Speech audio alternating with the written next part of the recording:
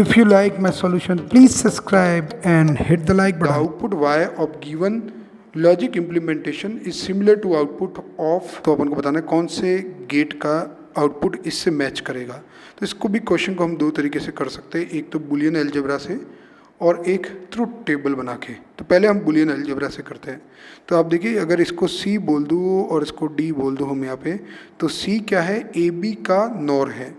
तो C is equal to A plus B whole bar nor, और D क्या है, D हमारा AB का नैंड है।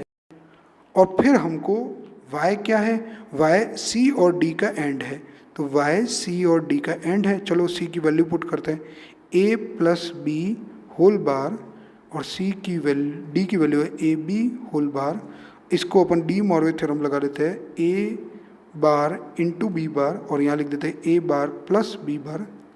इसको फर्दर सॉल्व करेंगे तो A bar B bar A bar plus A bar B bar B bar. आप देखेंगे A bar into A bar तो A बार ही होगा, तो ये A bar into B bar आ जाएगा, और दूसरे में B bar into B bar भी बी बार ही होगा। तो A bar into B bar plus A bar into B bar, plus का मतलब बेसिकली और, तो दोनों सेम है, तो और में क्या हो जाएगा, A bar into B bar. भाई ये प्रॉपर्टी पता होनी चाहिए, x प्लस एक्स या x और x बेटर बोलूँ तो वो हमारे पास x ही होता है। करेक्ट है। तो ये जिनको समझ में आया, अब ये क्या चीज़ है, तो इसको अपन लिख सकते हैं again A plus B whole bar. तो ये नॉर गेट है बेसिकली, तो फोर्थ हमारा आंसर हो जाएगा।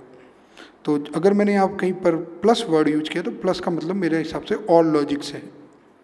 अब इसी का मेथड 2 देखते हैं अपन। तो मेथड 2 में मैंने कॉन्सेप्ट पहले से लिख दिया है।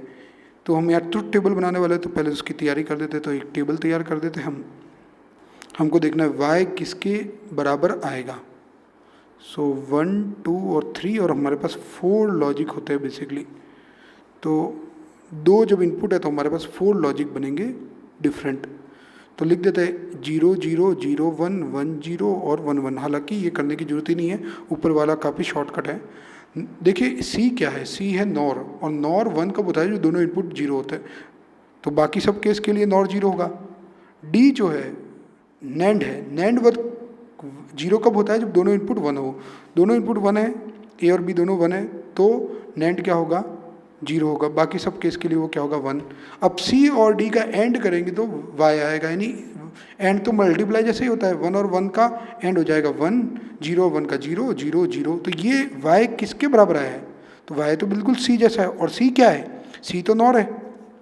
तो C नॉर है, तो ये पूरा गेट ही किसकी तरफ बिहेव कर रहा है, नॉर की तरफ बिहेव कर रहा है। तो नॉर पे टिक लगा दीजिए, ये भी अच्छा मेथड है। लेकिन इसके लिए आपको ये जो मैंने शेड किया है ये बिल्कुल क्लियर होना चाहिए कि नॉर जो है 1 तभी देता है जब दोनों इनपुट 0 हो, और नैंड जो है वो 0 तभी देता है जब दोनों इनपुट 1 हो।